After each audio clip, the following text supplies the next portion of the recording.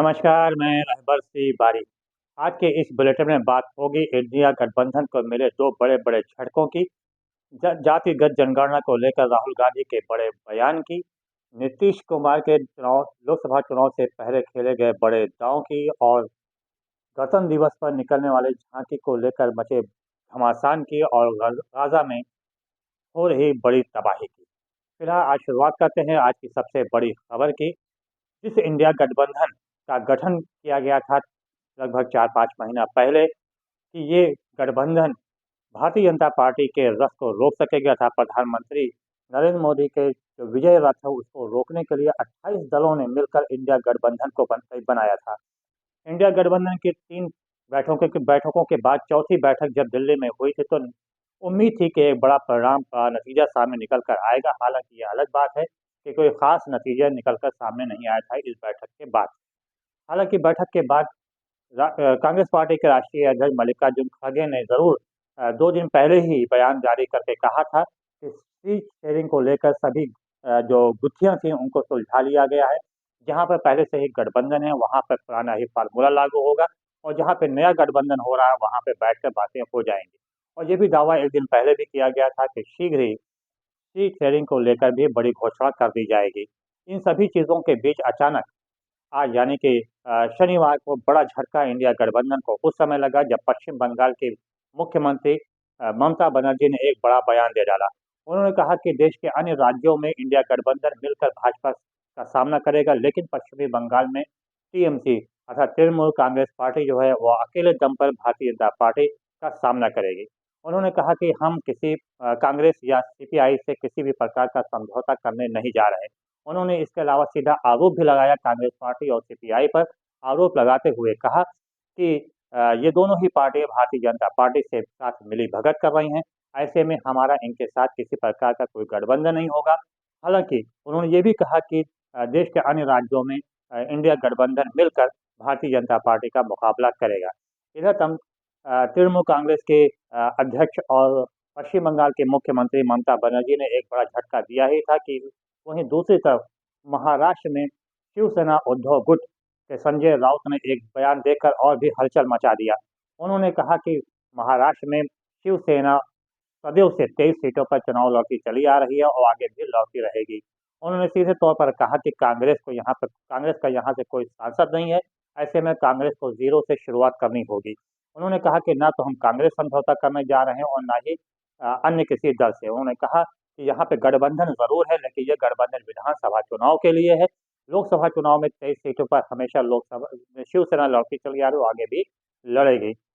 पश्चिम बंगाल और महाराष्ट्र के 2 झटकों ने इंडिया गठबंधन में दरार पैदा कर दी है और देखना ये हो कि आखिर इंडिया गठबंधन अभी आगे इसमें और दरारें कितनी पैदा होती हैं। फिलहाल अगर देखा जाए तो पंजाब, दिल्ली और उत्तर प्रदेश में भी सीट शेयरिंग को लेकर इसी तरह का घमासान मचा हुआ है। पर उत्तर प्रदेश में अखिलेश यादव पहले से ही बदला लेने के लिए तैयार बैठे हुए हैं, क्योंकि मध्य प्रदेश, छत्तीसगढ़ और राजस्थान जो पिछले दिनों चुनाव हुआ था वहाँ पर कांग्रेस पार्टी ने समाजवादी पार्टी से किसी प्रकार का समझौता नहीं किया था।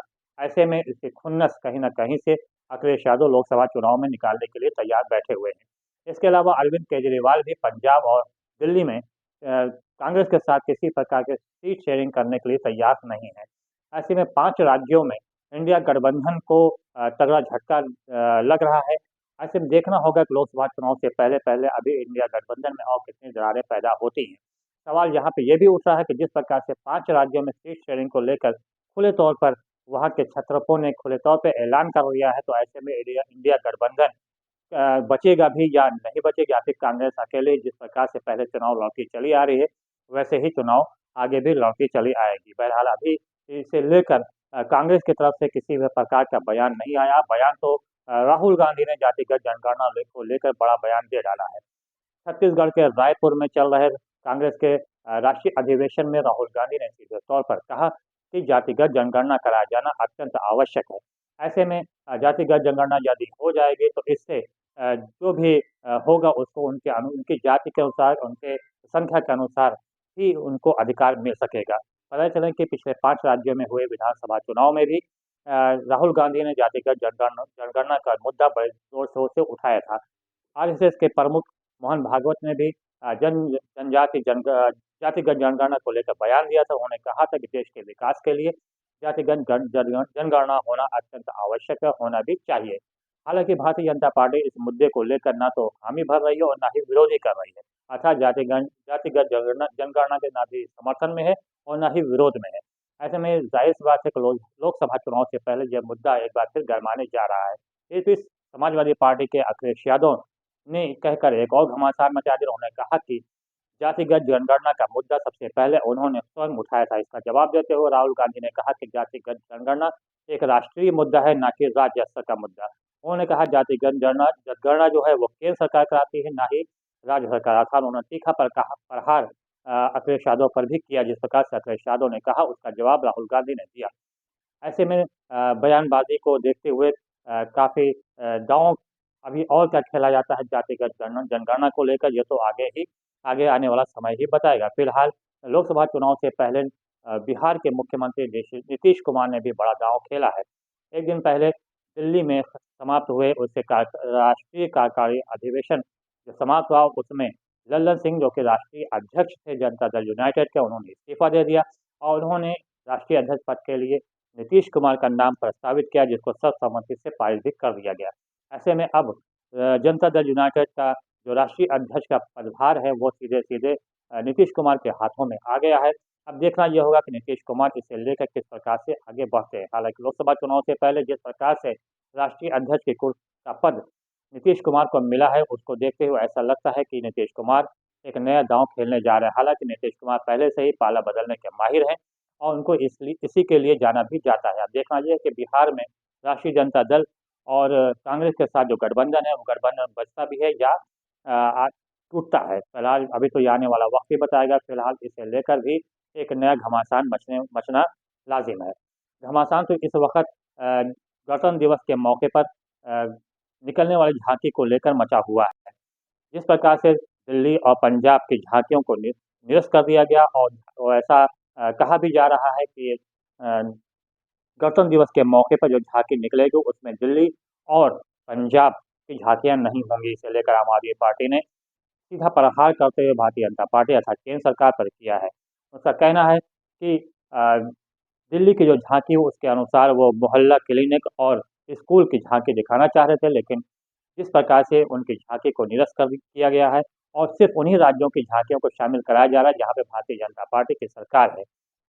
आम आदमी पार्टी ने आरोप लगाते हुए कहा कि जिन राज्यों में भारतीय जनता पार्टी सरकार नहीं है, वहाँ की झांकियों को किसी न कोई बहाना करके उसको हटाया जा रहा है, उसको वहाँ पे शामिल नहीं होने दिया जा रहा है।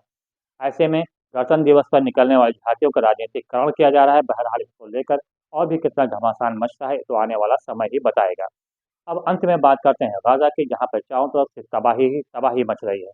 यूएनओ ने जो आंकड़ा अभी सामने रखा है वो अत्यंत डरावना और दहशत में कर देने वाला है, क्योंकि यूएनओ के अनुसार उत्तर गाज़ा में पूरी तरह से सफाया हो चुका है, सारी बिल्डिंगें गिर चुकी हैं और लगभग कुल आबादी का लगभग 85% लोग जो हैं वो वहाँ से विस्थापित हो सका था, पलायन कर चुके हैं।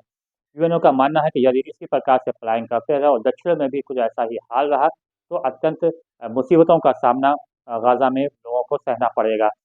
यूएनओ के अनुसार हर दूसरा फ़लस्तीनी जो है वो भुखमरी का शिकार हो रहा है, क्योंकि खाने के भोजन अन्य सामग्रियाँ वहाँ पे लगातार कम होती चली जा रही हैं। बहरहाल सिर्फ़ बातें और ट्वीट ही किया जा रहा है। इसे लेकर किसी प्रकार का कोई ठोस कदम ना तो यूएनओ के द्वारा उठाया जा रहा है, ना ही दुनिया के अन्य देशों के द्वारा। फिलहाल देखना ये होगा कि गाज़ा में आगे आने वाले समय में और क्या-क्या वहाँ पर होता है। फिलहाल रहमत तिवारी को दीजिए इजाज़त। बहुत-बहुत धन्यवाद। जय हिंद, जय भारत।